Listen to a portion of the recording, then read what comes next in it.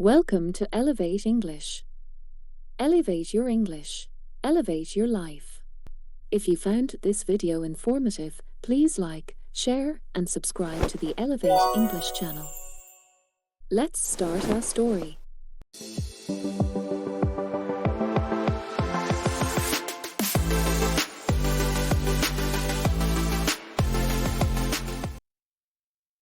The Forgotten Melody.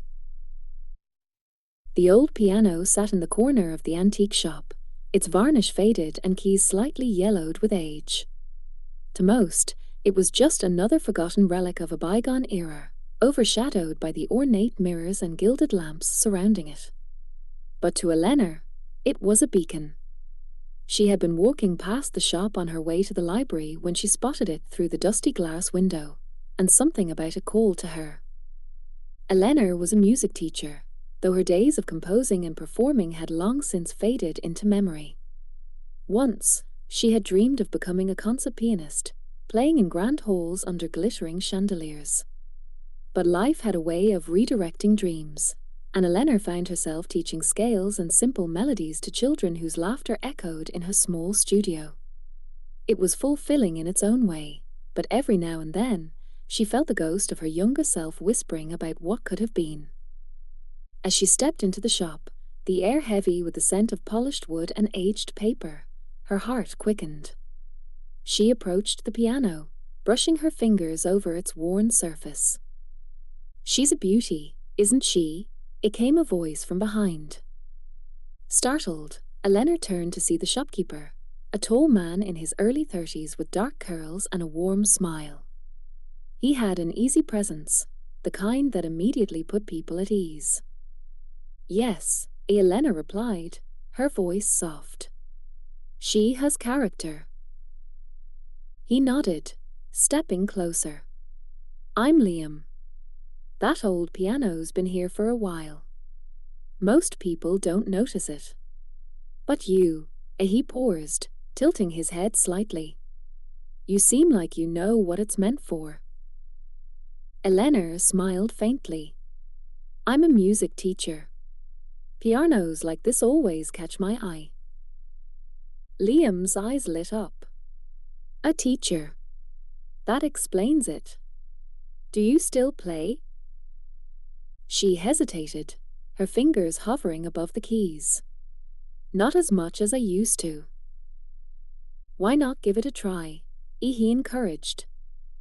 Eleanor glanced at him, uncertain, but something about his genuine interest made her sit down. She pressed a key experimentally, the note ringing out clear despite the piano's age. Slowly, her fingers found their rhythm, and she played a soft, melancholic melody that filled the shop.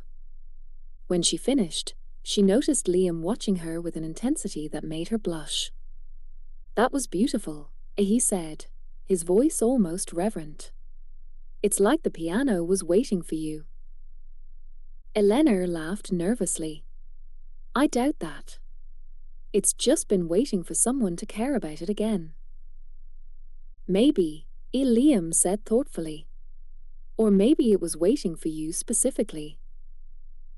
Over the next few weeks, Eleanor found herself returning to the antique shop. It became a ritual. She would stop by after work, sit at the piano, and play whatever came to mind. Sometimes Liam would listen, leaning against the counter with a cup of tea in hand, and sometimes he would busy himself arranging items, though she always caught him glancing her way. Their conversations grew more personal. Liam shared stories about his late grandmother, who had opened the shop decades ago. He had inherited it after her passing and was trying to keep it afloat, though business was slow. Eleanor, in turn, spoke about her students, her love of music, and the way life sometimes felt like a song that had lost its melody. One rainy evening, as the shop's lights cast a warm glow against the stormy grey outside, Liam surprised her with a question. "Have you ever written your own music?" Eleanor hesitated, her fingers pausing mid-scale. "A long time ago," she admitted. "But I stopped. It felt, pointless." "Why?" he asked, his brow furrowing. She sighed, looking down at the keys. Because it felt like no one was listening. I wanted to share something meaningful, but the world is so loud. Who has time for quiet little melodies? Liam leaned forward, resting his elbows on the counter. I think the world needs more quiet little melodies. Sometimes, they're what people remember most. His words lingered with her long after she left the shop that night. One evening, Eleanor walked into the shop to find Liam carefully polishing the piano. He looked up and smiled. "I've been thinking," he said. "This piano deserves to be played by someone who loves it. Someone like you." Eleanor froze. "What do you mean?" "I want you to have it," he said simply. Her heart raced.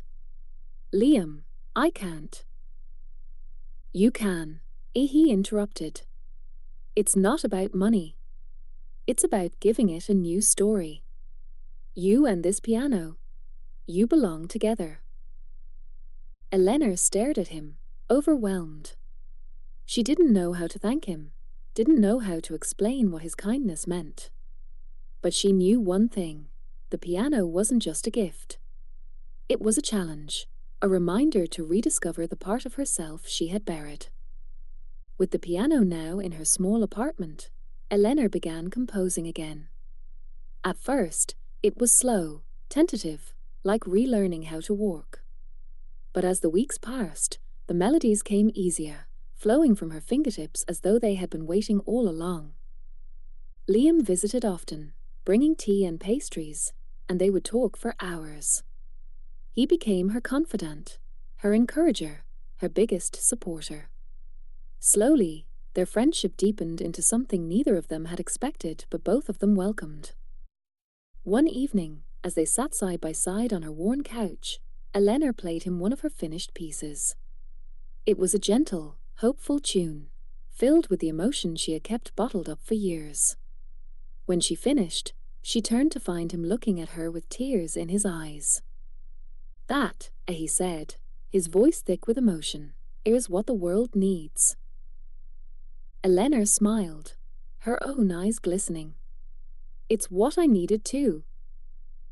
Months later, Eleanor held her first small recital in the back room of Liam's shop.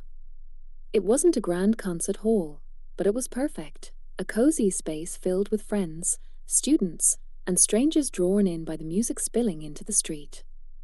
Liam sat in the front row, his eyes never leaving hers as she played. As her fingers danced across the keys, Eleanor realized something profound. Life's melody had never truly been lost. It had simply been waiting for the right harmony, the right person to help her rediscover it.